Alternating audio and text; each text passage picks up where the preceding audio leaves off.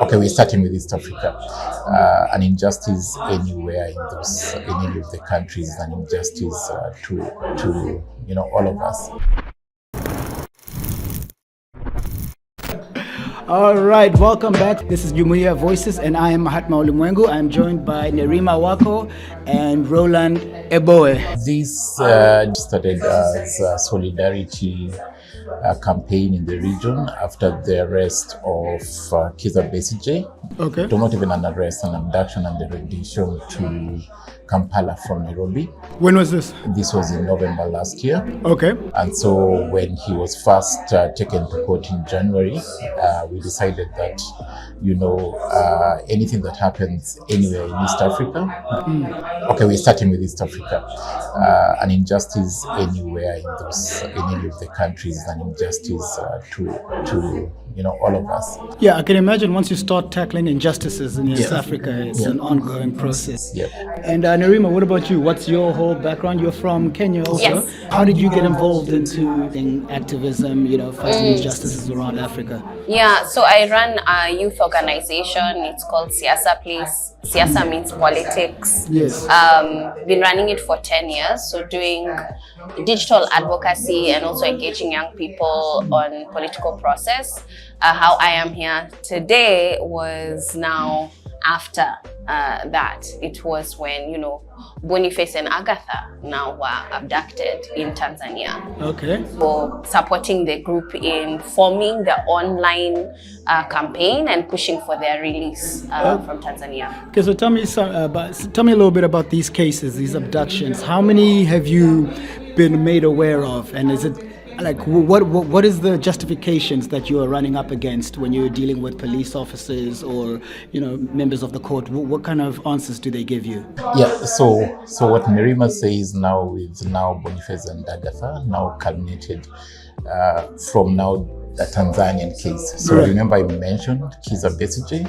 Then soon after there was the arrest of Tundu Lissu in Tanzania. Right. And what we had envisaged is that in any case, whenever there would be a legal matter involving human rights or related cases that involve whether it's human rights defenders, political activists, we would rush there or rally people to attend these trial observations. So with regards to East Africa, and especially on the Kenyan soil, Amnesty International has documented more than 40 cases of what we call cross-border abductions, repression. Last year, about 7 Turkish citizens were abducted in Kenya. 4 were renditioned back to Turkey. This is an unlawful procedure. In July, 36 Ugandans from an opposition party were also abducted or arbitrarily arrested and forced across border. Some of them were tortured. Then we have the Kizza Besigye case.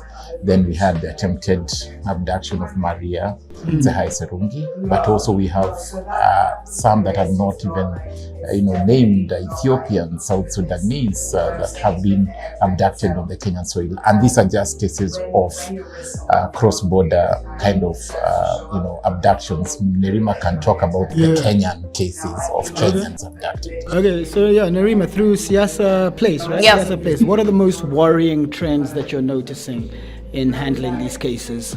I would say that the abductions are young people who we wouldn't consider them the traditional human rights defenders. Right. It's just people who talk, essentially. Yeah, people who are vocal online, and it's unfortunate because now it has brought about a lot of uneasiness. You don't even feel safe being a young person, targeted. We're seeing a lot of profiling as well. They're focusing on a lot of young men. Do you think this is like a recent political strategy from East African countries like Kenya, Uganda, and Tanzania, where it's like, let me just abduct these people, make them go missing, silence them, because it wasn't, I'm sure it's been taking place for a long time, but right now it's very, it's very prominent and it's very obvious, and and you get cases like Tundu Lissu, as you've mentioned, and all these other ones. What do you think is the political calculus of these governments and these politicians? I think it's fear. I think it's really that intimidation, or putting fear, and then also that impunity whereby we as leaders, not now we, the Museveni, the Ruto, the Suluhu, Hassan, we can do what we want, and there is nothing you can do in terms of to hold us accountable. Because when you see the Agatha and Boniface issue, a few months later there was Mwagodi Mwabili that is still in Tanzania. We know that in Uganda, the cases of abductions, it's hundreds, actually more than 400 during the last election, and we are going into another elections, and we are seeing the first son would actually even abduct somebody, torture them, and post it on X. That level of impunity. Right. We've seen what is happening in Kenya. So where did that happen? Somebody posted it on X, the actual torture. Yes. So this is the president's son, who is also the chief of defense, which means, by him doing that, he also represents the state as the chief of defense.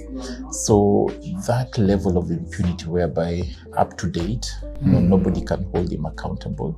The Uganda Human Rights Commission tried, but again, he dismissed it. Not just even dismissing the commission itself, but threatening the closure of the commission, threatened, foreign missions like the German embassy in Uganda. So we're seeing this as a unity where all of them say, there's nothing you can do. And this is why the solidarity is important, whereby at our level, as citizens of East Africa, as activists, as human rights defenders, then we have to show them that we are also uniting to really make the cost of repression expensive.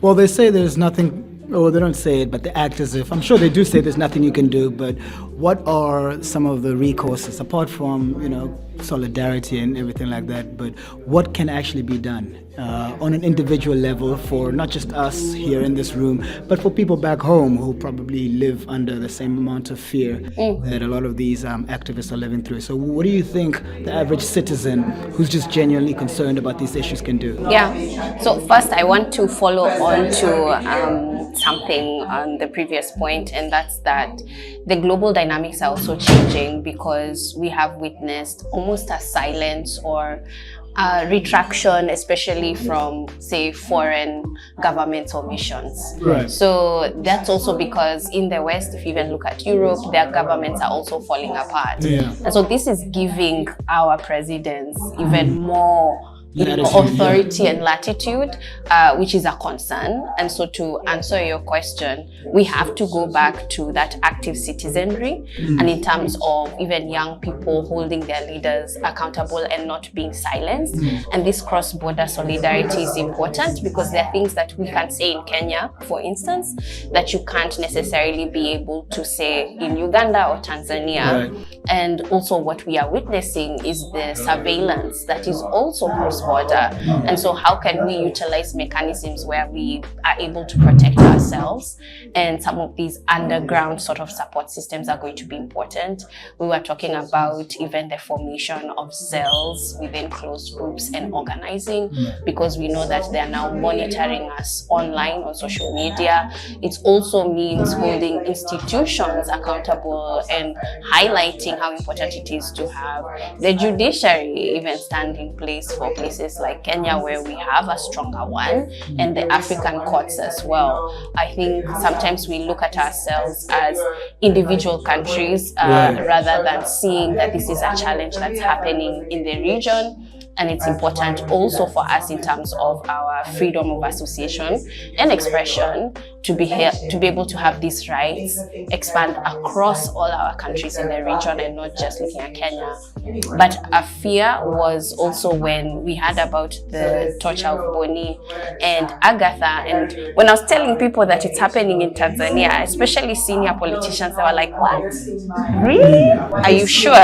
Like, even, you know, Nairobi as being this hub for peace, there have been so many peace agreements had in our country, but now you're hearing people being abducted in Nairobi. So it's also us understanding these changing dynamics and what does navigating in these changing dynamics look like. I think we're going to have to rethink what organizing looks like. And it's going to be important, especially for young people. Yeah, on that note, so we're talking about North Star, you know, the ideal destination, what does victory look like?